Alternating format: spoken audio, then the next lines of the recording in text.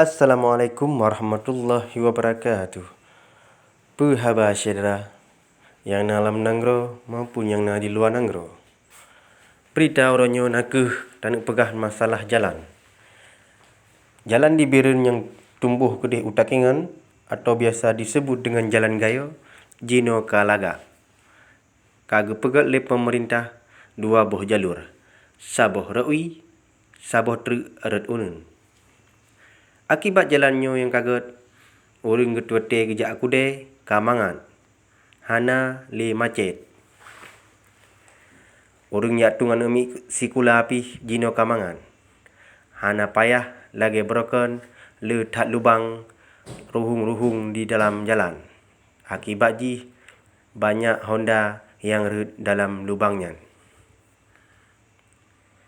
Dengan jalan dipegat dua jalurnya, masalah macet nyan ka hanali. Lemo hanali dituh bak jalan. Menyebrokan na lemo bak jalan, jino ka hanali lemo bak jalan. Nyamban hai saudara lumban Bandung, menyenu wa ubiren sehingga hambek le terkejut ne.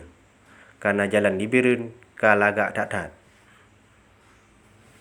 Menyenu tajak ke di Singapura, yang keban Cino sama lagi jalan Singapura, jalan Biren Takingan atau biasa disebut dengan jalan gayo.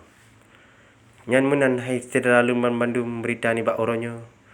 Bek tua tak simak berita-berita yang lain yang lebih dahsyat daripada beritanya. Sekian, wassalamualaikum warahmatullahi wabarakatuh. Salam anu nanggro.